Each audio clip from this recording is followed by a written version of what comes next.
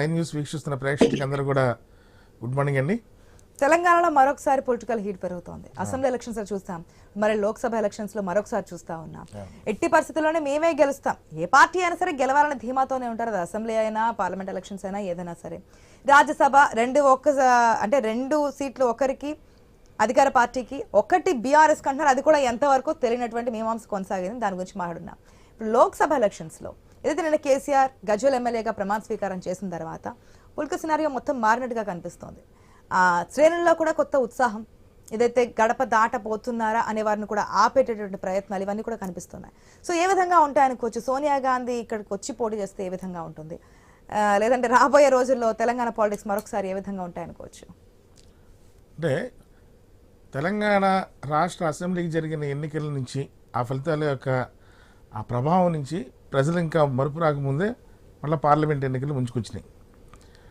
ఏదైతే ఇప్పుడు సంజయ్ మేడం గారు పదే ఒక మాట చెప్తున్నారు, టీఆర్ఎస్ని తరిమేశారు అనేది. టీఆర్ఎస్ని తరిమేలేదు ప్రజలు. బలమైన ప్రతిపక్షంగా అసెంబ్లీలో కూర్చోబెట్టారు.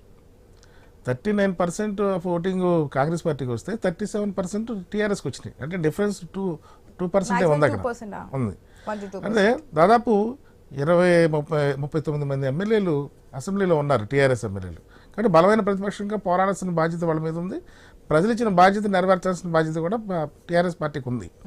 కాబట్టి వాళ్ళు ఫైట్ చేస్తారు. 100 రోజుల్లో మేము కార్యాచరణ చేసామని చెప్పడమే కాకుండా వచ్చేలా నుంచి ఎప్పుడైతే ఎలక్షన్ జరిగిందో జనవరి నుంచే మీరు కట్టక్కర్లేదు, మేము వస్తాం డిసెంబర్ నుంచి చెప్పారు. డిసెంబర్ నుంచి మీరు ఇంప్లిమెంటేషన్ అయిపోతాయని చెప్పింది మీరు. కాబట్టి దాన్నే వాళ్ళు క్వశ్చన్ చేస్తున్నారు. మీరు అన్నారు కాబట్టి క్వశ్చన్ చేస్తున్నారు. లేదు మేము 5 సంవత్సరాలు చెప్పారు మాటలమే.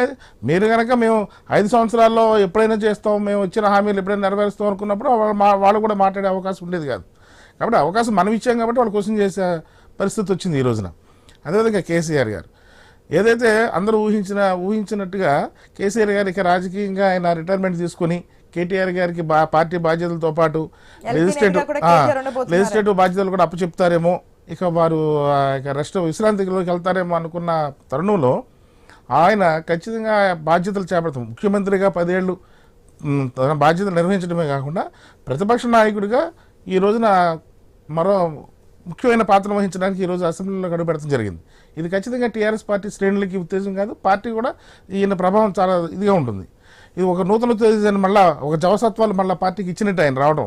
అంటే కేటీఆర్ గారు కానీ హరీష్ రావు గారు కానీ వారి యొక్క బాధ్యతలు వారు సక్రమంగా నెరవేరుస్తున్నా కేసీఆర్ గారు ముఖచిత్రంలో ఉండటం అనేది ఇంపార్టెంట్. ఎందుకంటే ఇప్పుడు 14 మంది ఎమ్మెల్యేలు రాజ్యసభ ఎన్నికల్లో క్రాస్ ఓటింగ్ పాల్పడే అవకాశం ఉంది కాంగ్రెస్ వాళ్ళకి. మూడో అభ్యర్థులు కూడా నిలబెడదామనే ఆలోచనలు ఉన్నట్టు వార్తలు వస్తూ ఉన్నాయి మనకి. యాక్చువల్గా 2 అభ్యర్థులు వాళ్ళకు ఉన్నారు, ఒక అభ్యర్థి టీఆర్ఎస్ గెలిచే అవకాశం ఉంది.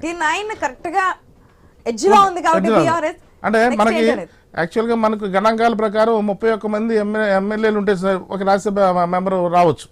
దాన్ని బట్టి కాంగ్రెస్ పార్టీకి 2 రాజ్యసభ మెంబర్లు, టీఆర్ఎస్కి ఒక రాజ్యసభ మెంబరు అలవగ్గా ఏకగ్రీవంగా ఎన్నికయ్యే అవకాశం ఉంది. కానీ ఇక్కడ కాంగ్రెస్ పార్టీ 3 అభ్యర్థులను నిలబెడతామంటే కాంగ్రెస్ టీఆర్ఎస్ నుంచి క్రాస్ ఓటింగ్ జరుగుద్ది.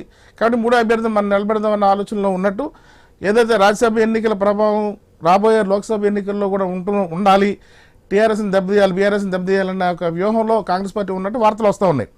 ఈ అన్నిటికీ సమాధానం చెక్ పెడతాం కోసమే కేసీఆర్ గారు మళ్ళా రంగప్రవేశం చేసినట్టు మనకు తెలుస్తా ఉంది.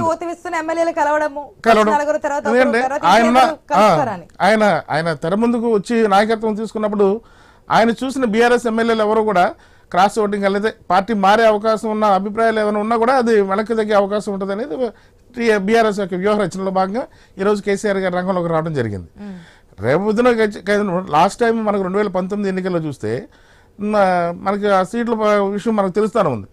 బీజేపీ కూడా గణనీయంగా తన ఓటుని అసెంబ్లీ ఎన్నికల్లో పెంచుకోవడం జరిగింది.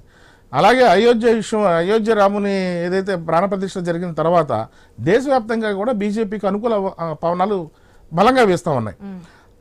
అంటే 2019లోనే బీజేపీ తన ఓట్ బ్యాంకును పెంచుకుని 4 ఎంపీ సీట్లు గెలిచిన, అసెంబ్లీలో అసలు ఒక స్థానాన్ని గెలిచిన బీజేపీ పార్లమెంట్కి వచ్చేటప్పటికి 4 పార్లమెంట్ స్థానాలు గెలుచుకోగలిగింది 2019లోనే. అలాగే ఏదైతే 2023లో జరిగిన అసెంబ్లీ ఎన్నికల్లో కూడా దాదాపు 14% ఓట్ బ్యాంక్ను షేర్ చేసుకోగలిగింది బీజేపీ.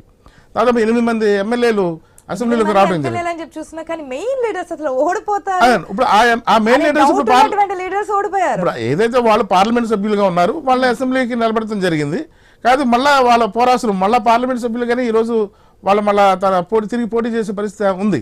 రఘునందన్ కావచ్చు, ఈటల రాజా అరవింద్ గారు కానీ నిజంగానే దిగ్గజాలన్నీ కూడా రఘునందన్ రావు గారు కానీ అరవింద్ గారు కానీ ఈటల రాజేంద్ర గారు కానీ బండి సంజయ్ గారు కానీ వీళ్ళందరూ దిగ్గజాలు బీజేపీకి. యాక్చువల్గా ఇవన్నీ చూసుకుంటే అంటే స్వయంకృత అపరాధం బీజేపీ చేసుకున్నది ఏంటంటే లాస్ట్ మినిట్ లో లోక్సభ ఎలక్షన్స్ లో ఎటువంటి టఫ్ ఉంటుంది అనుకోవచ్చు. ఖచ్చితంగా ముక్కోణ పోటీ ఉంటుందండి. ఇప్పుడు కూడా ముక్కోణ పోటీ ఖచ్చితంగా ఉంటుంది. ఎందుకంటే మీకు అర్బన్ ఏరియాస్ లో ఏదైతే బీజేపీ బలంగా ఉన్నాయో రూరల్ ఏరియాస్ లో టీఆర్ఎస్ కాంగ్రెస్ పార్టీకి ఉండేది, కానీ ఇప్పుడు రూరల్ ఏరియాస్ లో కాంగ్రెస్ పార్టీ పుంజుకుంది, అర్బన్ ఏరియాలో బీజేపీ వచ్చింది అనేది. ఇప్పుడు బీజేపీ నాయకులు చెప్తున్నది ఏంటంటే స్ట్రైట్ గా కిషన్ రెడ్డి కావచ్చు లేదంటే బండి సంజయ్ కావచ్చు, కొంతమంది నాయకులు మెయిన్ చెప్తున్నది ఏంటంటే అసలు బీఆర్ఎస్ కి హోపే లేదు పార్లమెంట్ ఎలక్షన్స్ లో, లోక్సభ ఎలక్షన్స్ లో కేవలం ఫైట్ అంటూ ఉంటే అటు ఇప్పుడు ఉన్నటువంటి అధికార పార్టీ కాంగ్రెస్ కి బీజేపీకి రెండు పార్టీల మధ్య ఫైట్ ఉంటుంది కానీ అసలు బీఆర్ఎస్ హోప్ లేదనే విషయాన్ని చెప్తున్నారు. ఇక్కడ ఇది వ్యూహంలో భాగం అండి. బీఆర్ఎస్ ని కనుక తోసి రాజంటేనే ఇప్పుడు దేశవ్యాప్తంగా పోటీ బీజేపీ కాంగ్రెస్ మధ్యన జరుగుతూ ఉంది. అదేవిధంగా డబుల్ ఇంజిన్ సర్కార్ నినాదంతో తెలంగాణ ఎన్నికలకు వెళ్ళిన బీజేపీ అది కాస్త కొంచెం అది వాళ్ళ అనుకున్న ప్రకారం వాళ్ళ రిజల్ట్స్ రాలేకపోయినాయి. కాబట్టి కేంద్రంలో ఖచ్చితంగా మళ్ళీ మోడీ గారి అధికారంలోకి వస్తారనేది దేశవ్యాప్తంగా వినవస్తున్న వార్తలు, మనకి సర్వేలే కానీ రిపోర్ట్లు కానీ అలాగే వస్తున్నారు ఇప్పటి వరకు కూడా. కాబట్టి ఆ ప్రభావం తెలంగాణ పార్లమెంట్ ఎన్నికల్లో కూడా ఉంటుంది. బీజేపీకి ఖచ్చితమైన రిజల్ట్స్ వాళ్ళ యొక్క ఫలితాలు కూడా సత్ఫలితాలు ఇస్తాయి వాళ్ళ ఇదిలో. కాబట్టి ఇక్కడ అధికారంలో కాంగ్రెస్ పార్టీ వచ్చింది కాబట్టి ఇక్కడ తెలంగాణ రాష్ట్రం వచ్చేటప్పటికి దేశవ్యాప్తంగా ఏ విధంగా రెండు పార్టీల మధ్య జాతీయ పార్టీల మధ్య పోటీ ఉందో తెలంగాణలో కూడా అదే రెండు జాతీయ పార్టీల మధ్య పోటీ ఉంటుంది అనేది కాంగ్రెస్ బీజేపీ వాళ్ళు ఇస్తున్న ఇది. కానీ ఇక్కడ ప్రధాన మనకు ఉన్న దక్షిణ భారతదేశంలో ప్రాంతీయ పార్టీలు చాలా బలంగా ఉన్నాయి. మీరు ఆలోచిస్తే తెలంగాణ కానివ్వండి, ఆంధ్రప్రదేశ్ కానివ్వండి, తమిళనాడు కానీ, ఒరిస్సా కానీ, ఈ కర్ణాటక వీటిలో మీకు ప్రాంతీయ పార్టీల యొక్క ప్రభావం ఇదిగా ఉంటుంది. ఒకవేళ ఓటమి పొందినా సరే మళ్ళీ పుంజుకునే అవకాశం ప్రాంతీయ పార్టీలకు ఉంది. ఇక్కడ జాతీయ పార్టీలు అంత తొందరగా మెజ్జికాలేకపోతున్నాయి. కాబట్టి ఆ రూపాయలు చూస్తే ఇంకా ఎలక్షన్ అయ్యి 50 రోజులు, ఇందాక మేడం గారు అంటే 50-60 రోజులు అవ్వలేదు. వాళ్ళ ఎన్నికల హామీలు కూడా ఇచ్చే విషయంలో ఆర్థిక పరిస్థితిని బూచిగా చూపించి కాబట్టి మేము స్టెప్ బై స్టెప్ విధుల వారీగా ఇస్తామనేది ఒకటి చెప్తా ఉన్నారు. అది ఎంతవరకు ప్రజల మీద ప్రభావితం చూపిస్తుంది, ఇచ్చిన హామీలు నెరవేర్చలేకపోతుందా, లేకపోతే అప్పులనే వంకతో హామీల నుంచి వెనక్కి వెళ్తారనే దాని మీద ప్రజల చర్చ నడుస్తూ ఉంది. At the same time TRS కూడా బలమైన ఇదిలో ఉంది. ఎమ్మెల్యేలు కూడా ఈ రోజు కూడా వాళ్ళు ఒక మనోధైర్యంతోనే మళ్ళీ మనం అధికారంలోకి వస్తాము, ఖచ్చితంగా మనకేం ప్రజల్లో బలం తగ్గలేదని. ఎందుకంటే మీకు హైదరాబాద్ రంగారెడ్డి జిల్లాలో పూర్తిగా బీఆర్ఎస్ స్వీప్ చేసింది. కాబట్టి అంటే ఎడ్యుకేటెడ్ పీపుల్స్ కానీ అబవ్ మధ్యతరగతి కుటుంబ ప్రజల్లో బీఆర్ఎస్కి ఓట్ బ్యాంక్ చెక్కుచెదరలేదు. కానీ అదే ధీమాతో మళ్ళీ పార్లమెంట్ ఎన్నికల్లో కూడా తిరిగి మా పునర్వైభవాన్ని తీసుకొస్తాం బీఆర్ఎస్ అనేది ఉంటుంది. అంటే మనం ఇక్కడ ఆలోచించాల్సింది ఏంటంటే బీఆర్ఎస్ అనేది తెలంగాణ పార్టీ, తెలంగాణ ఉద్యమం నుంచి పుట్టిన పార్టీ అనేది ఏదైతే పదే బీఆర్ఎస్ శ్రేణులు చెప్తున్నారో అదేవిధంగా ఓన్ చేసుకునే అవకాశం ఒకసారి ఓటమి చెందిన తర్వాత ఖచ్చితంగా ఆ పార్టీ మీద సింపతి అనేది ఉంటుంది. పర్టికులర్గా కేసీఆర్ గారి మీద కూడా ప్రజల్లో తదనంతరం జరిగే చర్చల్లో అదే మనం ఓడిపోయిందా పార్టీ అనే దాని మీద కూడా చర్చ నడుస్తూ ఉంది. కానీ చూద్దాం అది నిజంగా ఆ సింపతి అనేది పార్లమెంట్ ఎన్నికల్లో పనిచేసి బీఆర్ఎస్ ఇప్పుడు కాంగ్రెస్ వాళ్ళు అనేది ఏంటంటే 14 సీట్లు మేము గెలుస్తా ఉంటే ఎంఐఎం ఒకటి 17లో 15 అంటే 2 సీట్లు, ఆ 2 సీట్లు బీజేపీకి ఇస్తారా? మరి అంతే కదా, బీజేపీకి 2 వీళ్ళు 15 పంచుకుంటారా? అంటే బీఆర్ఎస్ 0 అనేది రేపొద్దున జరిగే ఎన్నికల్లో రాబోయే ఎన్నికల్లో ప్రజల తీరుని బట్టి మనం. గుడ్ మార్నింగ్ అండి.